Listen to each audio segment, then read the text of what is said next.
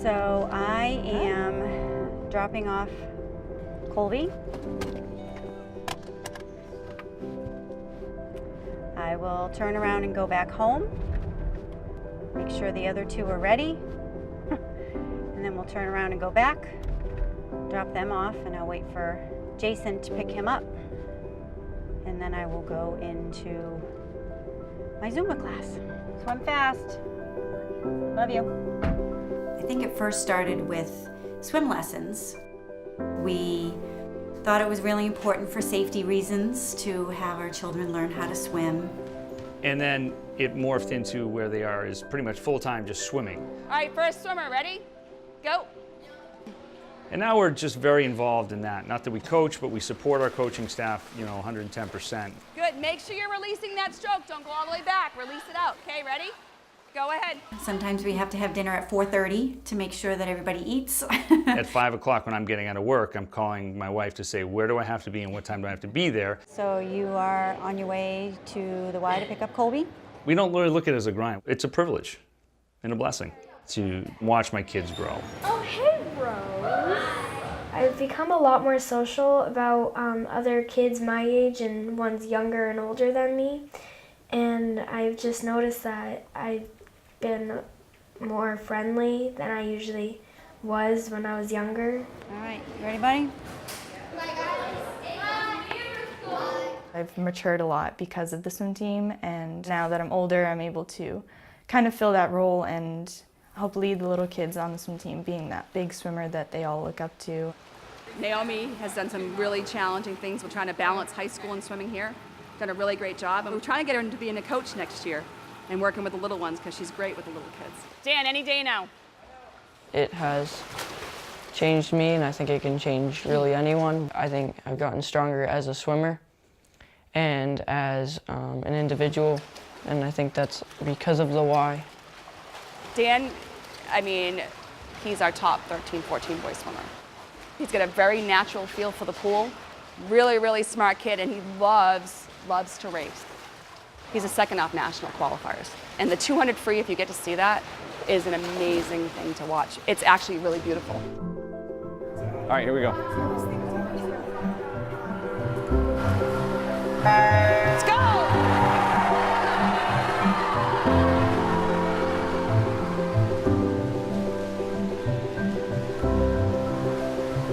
Let's go, Daniel!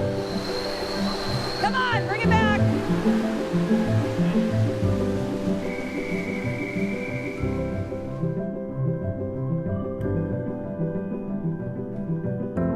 There's no way we could have done this without the scholarship. It makes it affordable for my wife and I. Obviously, as a parent, you hope to see him in the Olympics, but if it wasn't for like I said, the generosity of the Y, there's no way any of this could have taken place. I wouldn't even know what this was all about. My kids wouldn't be swimming.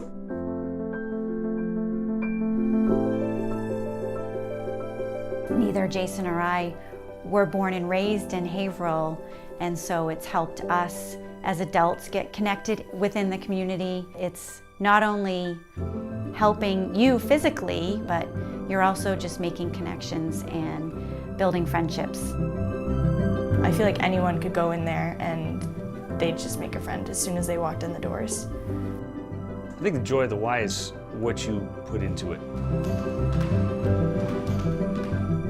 It can be an education center. It can be the community. It can be just a gym if you want it to be. To us, it's just an extension of our family. It's very hard to imagine not having access to a place like the YMCA. It really is. I don't want to imagine it, actually.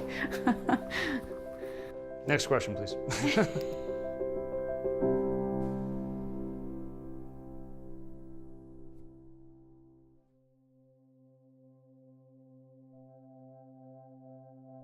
For a couple of years, I worked running the after-school program, cooking meals for kids, shooting hoops, homework clubs, stuff like that. So I've known people at the Y for a long time.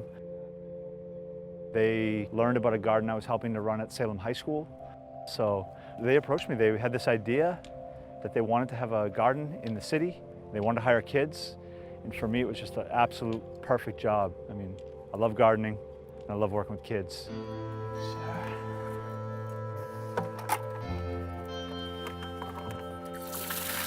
I was born in Beverly, grew up in Salem. My family's Dominican. There's a bunch of farmlands out there. I never really got like hands-on with the gardening. Came to my former history teacher, Mr. Buchanan here, and he said he liked the way I worked.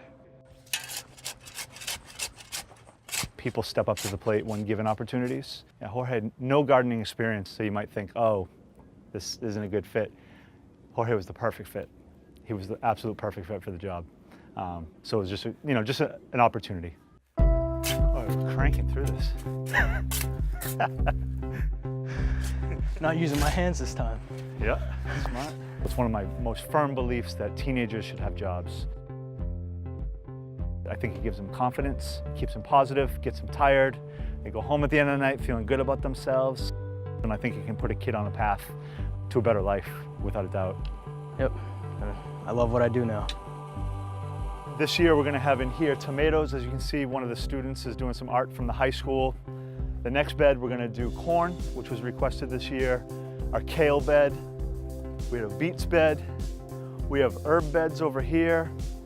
Cilantro, mint, scallions, oregano, sage. I'm just calling things out that I'm seeing. We do a few things that I think are really important. We hire a lot of local teens, and also we do a weekly farmers market where people from the community can come down and take what they want for free. The garden's in the neighborhood, and it directly benefits the neighborhood, so it's a nice thing. Whole Foods is a great store, but it's expensive. So what inevitably happens is people who come from families without a lot of money don't have access to the same level of produce quality. We're trying to build something and teach actual skills and meaningful skills. And the whole idea is passing on knowledge and just sharing with each other. So. Sounds about right. Yeah.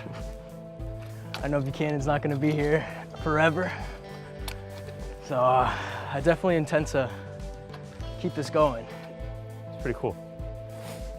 I'd love it if Jorge stayed on. Yeah, they're learning carpentry, they're learning how to grow vegetables, but they're also learning about just talking to people, communicating with people. A lot of the guys who work for me in the summer get asked to work in the after-school program, in the summer camp. They wouldn't be getting asked if they weren't developing those skills.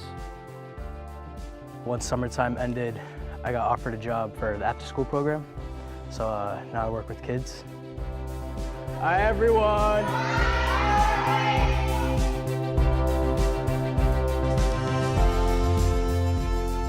Growing up when I was a kid, this is exactly where we would be.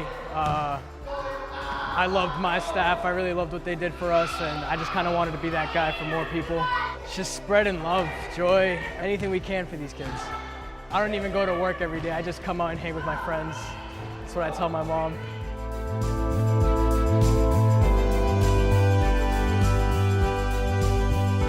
It's pretty amazing how people change when they're in a garden, how quickly their attitude changes, and just really brings out the best in people. It's something I've noticed.